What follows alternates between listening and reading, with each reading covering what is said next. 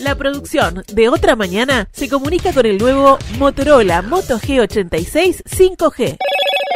Hello, Moto. El viernes la tele se apagó un poquito.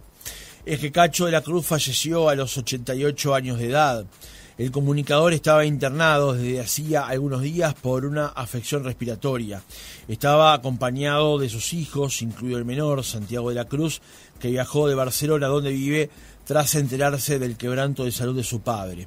Creador de programas históricos como El Show del Mediodía y Cacho Bochinche, Arturo de la Cruz, tal su nombre de nacimiento, nació en Buenos Aires el 8 de mayo de 1937 y llegó a Uruguay en 1959, invitado por la Intendencia para una serie de presentaciones artísticas en el marco de la fiesta del Carnaval. Las inundaciones de aquel año hicieron que se suspendieran los buques a Argentina y, obligado por las circunstancias, el joven de la Cruz se fue quedando en Montevideo y finalmente lo adoptamos. Tiempo atrás conversábamos aquí en el programa sobre el libro Todo esto es mentira, la verdadera historia de Cacho de la Cruz, escrito por Javier Doldán, que nos mostró cómo era la personalidad fuerte, compleja y cercana de Cacho de la Cruz, a ese personaje que Joaquín definía como un mito, siendo este el rostro que más frecuentó los hogares uruguayos durante varias generaciones a través de la televisión. Cacho era mucho más que un presentador de televisión. Fue músico, fonomímico, policía obligado, bohemio, carnavalero, animador, conductor histórico del programa infantil más famoso del país, director, productor, empresario, autor, hijo, esposo, padre, amigo, socio, capocómico de uno de los elencos de mayor permanencia en la pantalla, inmigrante de su tierra, clásico y transgresor, conservador y rebelde. Así lo presentaba Joaquín Dondal, con quien vamos a conversar esta mañana. Francisco Morales, Otra Mañana. Joaquín, ¿cómo estás? Buenos días, gracias por acompañarnos. ¿Cómo estás? No, gracias a ustedes por invitarme a hablar de acá del Cacho. Joaquín, iba a preguntarte el comienzo acerca de su estado de salud y cómo fue su deterioro más reciente, pero en realidad quería arrancar por otro lado, porque a partir del libro da la impresión que se forjó una amistad entre vos y Cacho que fue mucho más allá del propio libro. ¿Cuál era tu relación últimamente con él? Y lo que tú decís, éramos amigos muy cercanos. Efectivamente, después del libro, casi como excusa para seguir, porque los encuentros estaban tan buenos para generar libro, que hicimos un programa de radio. Él nunca había hecho radio, yo sí trabajo en radio hace muchos años, entonces le propuse hacer un programa de radio juntos, hicimos un ciclo, se llamó Un Cacho de Radio. El último de los programas lo hicimos en vivos del Florencio Sánchez, de mi barrio, del Cerro, y ahí surgió la idea de hacer algo en teatro. Uh-huh. Ese mismo tipo de encuentros teatralizados, digamos. Y bueno, lo hicimos en diciembre del año pasado, hace un año, lo hicimos en Punta del Este a beneficio del Rotary. Hicimos algunas funciones que tuvo muy bueno y la verdad que sí. Y bueno, y aparte de eso, yo siempre que podía, de hecho hace un par de semanas era la última función de El Monaguillo, una obra que yo le escribí a Nelson Burgos, que tenía mucha relación con él, porque Nelson fue el último mayordomo de Chichita. Claro. Y tenía que ver con lo que el Monaguillo repasa un poco la vida de Nelson, en cierta forma, y esa popularidad y el momento que se hace muy reconocido, pero por estar en silencio atrás de Chichita, ¿no? Entonces repasaba un poco eso y obviamente nombramos mucho a Cacho. Y Cacho me llamó que quería verlo, y yo lo había pasado a buscar ese sábado y ya se sentía mal, ya estaba ahí bastante afectado pero claro, lo que pasa es que él era como el punto débil que tenía EPOC, entonces para mí era un episodio más, y la verdad que nunca pensé que... Después, obviamente con el diario del lunes, estamos hablando de una persona de 88 años, claro. Que es como, no sé, uno le pretende a las personas queridas la inmortalidad, ¿no? Porque ¿viste? Nuestra civilización se lleva bastante mal con el concepto de la muerte y la despedida, y lo cierto es que terminás extrañando a tu amigo, ¿no? Que es lo que es lo que prima. Y después, en cuanto a lo que pasa socialmente, me parece que está bueno en el sentido de que la sociedad reconozca y se dé cuenta, y que no sea necesario, aparte, de caer en la tontería de decir, ay, los homenajes se hacen en vida, porque Cacho fue el tipo que recibió todos los homenajes en vida. Él estuvo en todos sus homenajes, cuando el Canal 12 le puso su nombre en el estudio, cuando fue ciudadano ilustre, ahora el año pasado, que también pasó posterior al libro, ¿no? Que fue un momento muy importante para él. Y después, ahora, esto que te digo, fuimos a Punta del Este, y también en Punta del Este recibió un reconocimiento, recibió 2 reconocimientos, de hecho. Entonces, me parece que es un tipo que recibió todos los homenajes en vida, y ya tuvo una vida que yo te la firmo ahora mismo, ¿no? O sea, 88 años vividos a pleno, haciendo lo que le gusta, cumpliendo todos sus sueños, sus expectativas, y aparte abriéndole camino a todo el mundo, ¿no? O sea, yo creo que no hay persona en la televisión que no te diga, el que me abrió la puerta fue Cacho. Eso, yo creo que él y Omar Gutiérrez son los únicos 2 figuras que no solo pueden hablar de su trascendencia, sino de la trascendencia que lograron para un montón de gente, ¿no? Mucho hablar. Joaquín, ¿te llamó la atención, o en realidad no tanto, la repercusión que generó el fallecimiento de Cacho, teniendo en cuenta la figura que era Cacho? No, yo me parece que era lo esperable, era lógico. Aparte, dicen por ahí, no, que sponsor la muerte, pero yo creo que en el caso de Cacho no es necesario, porque yo sabía que era una leyenda viviente, y evidentemente iba a pasar esto, que la gente iba a darse cuenta de la importancia que tuvo en la vida de todos nosotros, en realidad, ¿no? Yo, en mi caso, yo que sé, más allá del libro, para mí Cacho era una figura clave de mi infancia en Cacho Bochinche, de mi adolescencia en el Show de Mediodía, del Castillo de la Suerte. Yo que sé, mi esposa el otro día me contaba o recordaba que de chica con las amigas jugaba con las puertas del ropero al Castillo de la Suerte, a adivinar dónde estaba el muñeco que tenían, que era un chancho. O sea, me parece que todo, la penetración cultural que tuvo fue como muy importante, y es medio lógico, ¿no? Capaz que, o sea, hoy hablaba también con unos amigos de eso, que como sociedad está bueno que reflexionemos de que eso mismo que hacemos con Cacho lo hagamos con todos los adultos mayores que tenemos, inclusive los cercanos, ¿no? Uh-huh. Dicen en África que cuando se muere un anciano es como si se prendiera fuego una biblioteca. Entonces yo creo que eso es lo que tenemos que despertar, ¿no? Claro. Joaquín, cuando empezaste a trabajar en el libro, que fue fruto de varias charlas con Cacho, ¿qué te pareció el hombre, más allá del mito? ¿Cómo lo veías a él? Y a mí me pareció, y yo lo agarré en un momento muy receptivo, ¿no? Y me pareció que él podía haber seguido trabajando en cierta forma, capaz que no adelante de las cámaras. Él me decía, me da mucha gracia, que sentía como que la sangre le hervía. Y digo, claro, pasaste de trabajar a 100 kilómetros por hora a parar. No tuvo como nada en el medio, ¿no? Entonces, por ahí, que bueno, con el libro recuperó un poco eso, ¿no? Un cierto como ritmo, de, yo qué sé, daba una nota cada tanto y hacía un evento cada tanto. Entonces, bueno, como que había recuperado eso que al principio había como perdido. Y a mí me sorprendió la generosidad. De hecho, a él le pido perdón porque no le hubiera gustado que cuente esto, pero me parece que son las cosas que la gente está bueno que sepa. Cuando vos te sentás a hablar de una biografía, en cierta forma decís, pactás qué porcentaje. A los escritores, todo el mundo sabe, nos pagan muy mal, es el 10% de cada libro. O sea, de cada libro vendido yo ganaba 60 pesos. Pero de esos 60 pesos, lo cierto es que hay una parte que le corresponde al protagonista, o se le puede corresponder, ¿no? Se pacta, digamos, qué porcentaje se divide. Y él me dijo, no, yo no quiero absolutamente nada. Yo quiero devolverle a la gente todo lo que la gente me dio. Y yo, el trabajo lo vas a hacer vos. Yo no quiero nada. No cobró, no es a mí, no le cobró ni a mí, ni a la editorial, ni a ni a nadie, un peso, absolutamente generoso de su parte, que yo después, cuando en notas posteriores, cuando algún periodista le preguntaba, dice, ¿y qué tal el libro? Y él bromeando decía, no vi un peso. Y yo le decía, vos no digas eso, porque la gente va a pensar que lo hiciste por plata.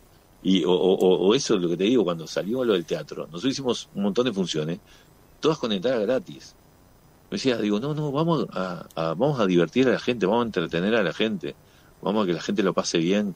Y lo otro, ya te digo, la vez que se cobró entrada fue a beneficio del Rotary.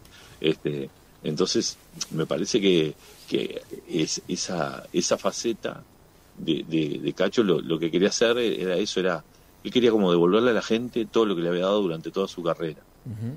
Y me parece que eso habla un poco de la esencia de él también, ¿no? Hay que hablar.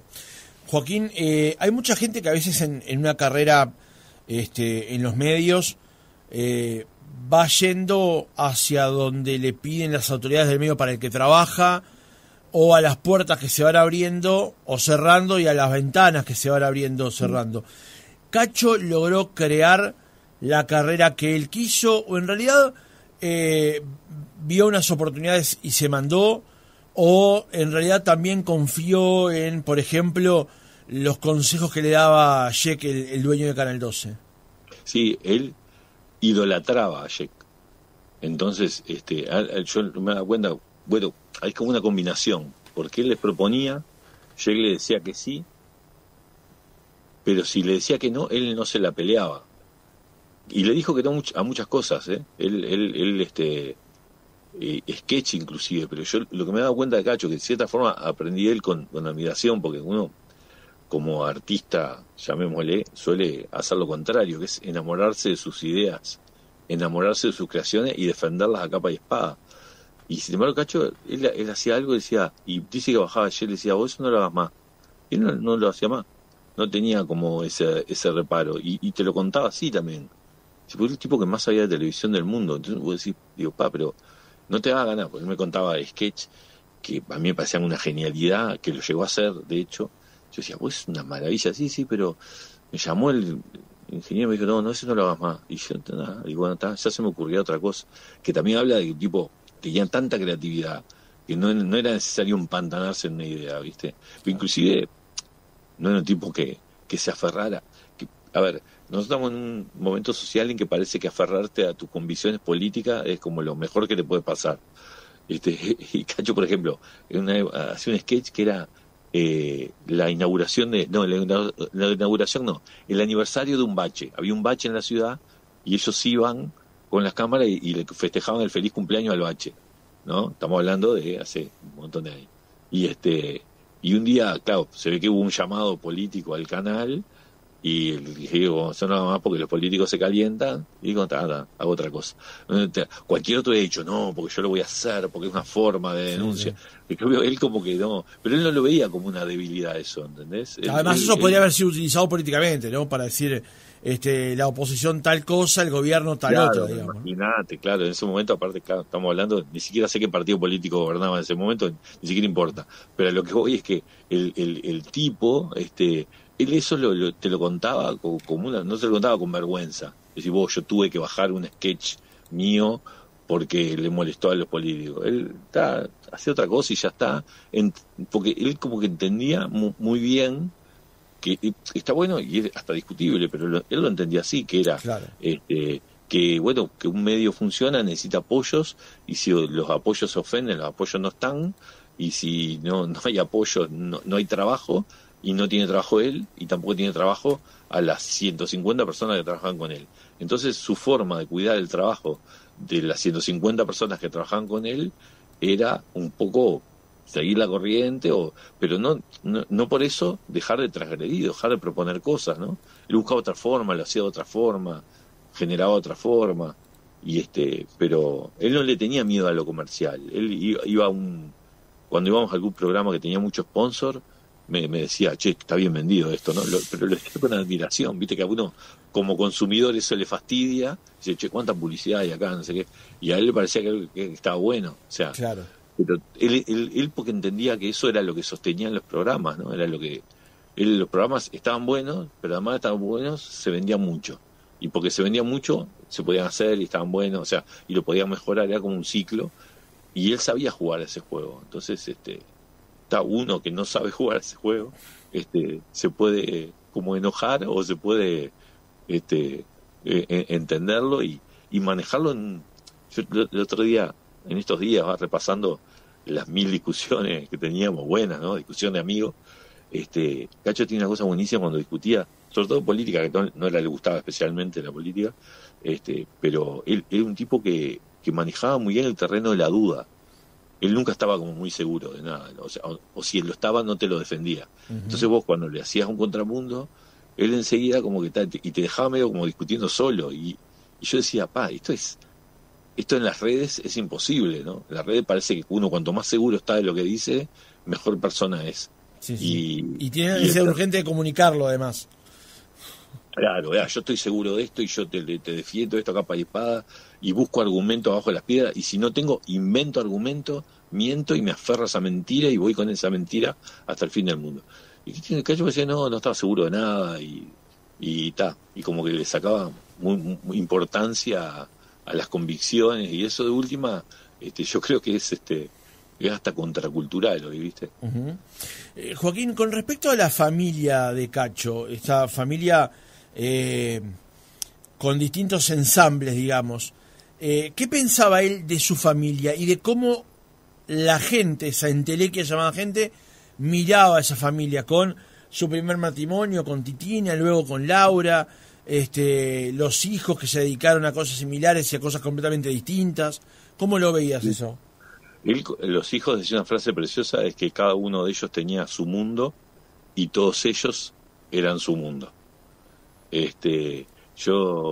Y bueno, eso lo que hicimos en diciembre del año pasado, lo hicimos con Laura. Él tiene una relación re buena con Laura, muy buena. Laura es una persona hermosa también, es una persona maravillosa y es súper buena gente. Yo a Tina no la conocí, no la conozco, a través de los hijos, ¿no? De Maxi, Daniela y de Rodri, sí, que tengo muy buena relación con ellos también. Yo les hablaba mucho, un poco también los mantenía al tanto de si nos íbamos a Punta del Este a hacer por ejemplo, esto del teatro, obviamente que ellos los vieran, estuvieran al tanto, lo estaban, que estuvieran de acuerdo, que de hecho al revés, ¿no? Daniela me decía que sabía que le hacía muy bien al padre hacer todo esto, Maxi también y todo, y con Santi, con el chico, yo tengo una relación súper cercana, una gran amistad. Es un botija divino, también súper talentoso, tremendo pianista, y es un gurí muy tierno, también muy sensible. Yo tenía mucha suerte. Cacho tenía unos hijos que lo querían mucho, me consta que lo querían, y tenía una familia que lo quería y lo admiraba también. Eso está buenísimo lograrlo. Ojalá a todos nos pase, ¿no? Y nada, eso con respecto a, y ya te digo, con respecto a Laura, la que yo más estuve cercano, también lo cuidaba, lo quería mucho, me consta.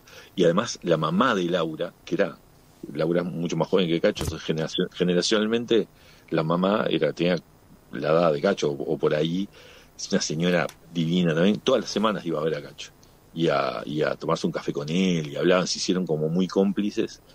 Y me encantaba ver esa amistad, porque me parecía como, digo, qué bueno, porque en ese tipo de relaciones, después de un divorcio y toda esa movida, podía haber mucho rencor y mucho dolor. Cacho era un tipo que eso a mí me hizo muy bien también, ¿no? Pues yo también me divorcié durante todos estos años y me volví a casar.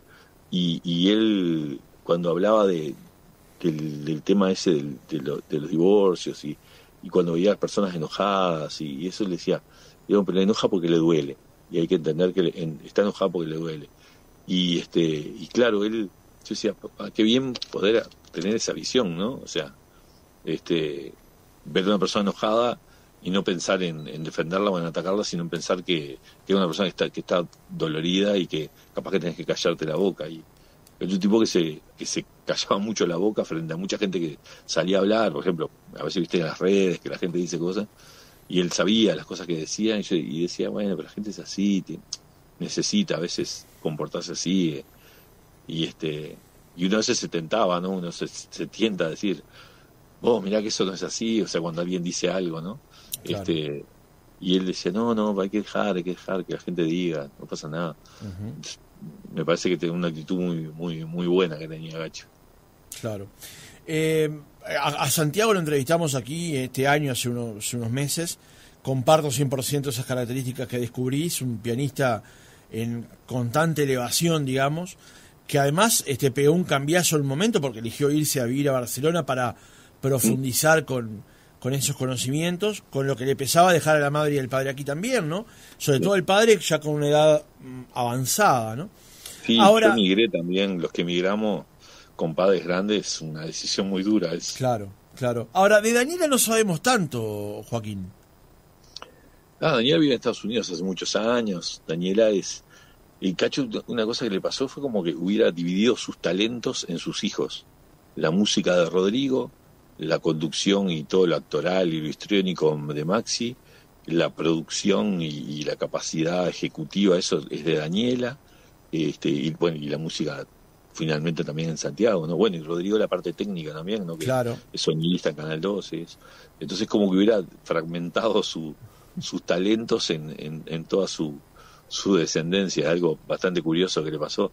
Y Daniela era un poco la que tenía los controles de todo el tema de la familia, porque claro, era una persona muy, muy ordenada, muy, muy racional, genial. Daniela también.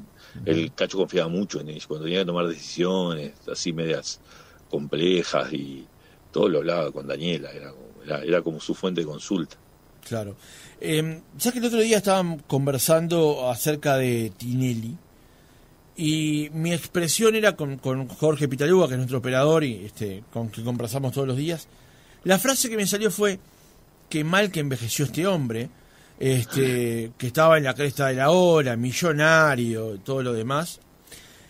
Una especie de nuestro Tinelli en su momento era Cacho, justamente, y Cacho fue completamente distinto, envejeció correctamente, al punto que él tomó las determinaciones de cómo envejecer y de que no se viera su envejecimiento permanente en televisión, digamos. En el momento decidió terminar con Cacho Bochinche, en un momento decidió terminar con el show del mediodía, hizo Parque Jurásico un año más, decidió terminar con eso, vivía en un apartamento a todo lujo en Villa Biarritz, dijo, no puedo seguir viendo acá, sos una persona mayor, si me llega a pasar algo, ¿cómo se responde por eso? Y se fue a vivir a un centro de acogida de adultos mayores, digamos, pero que no es un hospedaje como Unisilvestre, es una mezcla con un hotel, digamos. ¿Cómo fue ese proceso por el cual ese hombre que estaba en la cresta de la ola decide ir aterrizando levemente hasta llegar a este punto donde todos vimos que hizo prácticamente todo bien en el cierre de su carrera? Y sí tiene que ver con eso que te decía, ¿no? Con esas convicciones. A mí nos agarró con el libro en pleno proceso del libro. El libro, de hecho, lo terminamos en la residencia donde él vivía. Lo terminamos de escribir. Estábamos justo en el proceso de escritura y un día dice, claro, se jubiló la señora que trabajaba con él, que le hacía la comida, y claro, y se daba cuenta que tenía muy, muy atado a Santi, ¿no? Y que Santi tenía que crecer y despegar. Y fíjate la visión, ¿no? La generosidad también. Digo, ¿cómo no ensarto a mis hijos? Digo, bueno, se podía pagar un buen residencial y prefería, estaba cuidado, había enfermeros ahí en la vuelta, era en realidad como vivir en un apartamento, entraba y salía, nosotros claro. Entrábamos y salíamos a cualquier hora, y estaba muy contenido, y estuvo bien porque dijo, aparte, digo, yo voy ahí a probar, voy un mes, pruebo, veo cómo me siento, porque capaz que me quedo 3 meses, pruebo, y si me adapto, ahí ya me quedo.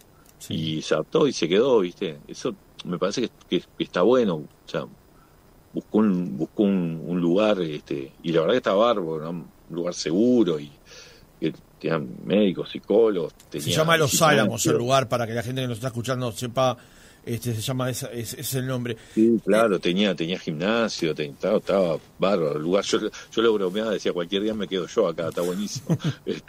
Claro, pero fíjate la lucidez, ¿no, Joaquín? Porque en una entrevista él dijo, estaba solo en una casa enorme, Una noche llamé a la mutualista de la que soy socio y les pregunté, si me pasa algo, ¿cuánto tardan en venir? Depende, le respondieron. Si no es grave, quizás 1 hora, 1 hora y media. Ahí me dije, yo así no puedo seguir. Sí, dice, me morí 3 veces, le dijo. Mientras pasa eso me muero 3 veces. Sí, tal cual. Pero cual. la lucidez Sí, para resolver eso, ¿no? Porque no cualquiera logra poner esa perspectiva, decir, yo conquisté esta casa con mi trabajo y todo lo demás, bueno, ahora yo me tengo que desprender de esto para seguir mejorando, no para empeorar. Claro, mirá que yo lo visité, obviamente 1000 veces estuve en la casa de él y nunca la recorrí toda, de grande que era. O sea, y ir a la otra punta te daba pereza, era muy grande el apartamento. Entonces, sí, fue una decisión re valiente y yo te digo muy generosa también con todos los demás. Y justo ahí aparte también falleció, cuando recién se fue a la residencia, falleció Tono, que era su recontra amigo, mano derecha, y también que lo cuidaba mucho. Y claro, las cocheras, los autos, los vecinos, todo eso se había transformado todo en un problema, ¿no? Uh-huh. Y no, fue una buena decisión. Estaba muy cómodo ahí en la residencia. Uh-huh. Y muy acompañado también, porque gente todo el día. En realidad estaba más acompañado cuando vivía en el apartamento. Porque es así, porque yo qué sé, tus hijos tienen su vida, ¿viste? Es muy complicado. O sea, nosotros los que tenemos papá y mamá sabemos lo difícil que es eso, ¿no? Mi mamá vive en España con mi hermana y es todo un tema, ¿viste? Eso es muy complicado. Claro. Es una deuda que tenemos como sociedad, eso también, ¿viste? Uh-huh. Acercándonos ya al final del reportaje, porque Joaquín nos está dando su tiempo. Perdón que tengo otra nota, 1 hora y media. Por eso. Una última pregunta, Joaquín, es con respecto al tema de las amistades, porque vos dijiste esto en otra declaración, ¿no? Era amigo de sus amigos. Y en tu libro una de las partes más interesantes de compartir también es el tema del vínculo que tuvo con Trota en su momento. ¿Cómo analizás el vínculo de Cacho con sus amigos? Y sí, Cacho con Trota, por ejemplo, hacía que él le hablaba en presente. No podía pensar que Trota no estaba. Y él me parece que él se hacía amigo de gente que, esto pasó nada horrible porque dije que era mi amigo, pero que gente que él admiraba. Me parece que yo era algo de lo que sentía, no era que me admirara a mí como escritor, ni mucho menos. Era como persona. El tipo tenía como mucha intuición, ¿entendés? De que a quién se le acercaba. Y era raro que le errara con eso, ¿viste? Entonces generaba como vínculos muy sólidos con su amigo. El Trota lo tenía en un pedestal, decía que era un tipo inteligente, gracioso, talentoso, ocurrente, y tenía una química extraordinaria. Entonces me consta que lo extrañaba mucho. Había pasado décadas de que no estaba y se acordaba de cosas de Trota que eran súper graciosas y sí, evidentemente era un tipo extraordinario, Trota, ¿no? Joaquín Doldán, autor de Todo esto es mentira, la verdadera historia de Cacho de la Cruz. Gracias por habernos acompañado otra mañana. Gracias a ustedes. Un abrazo.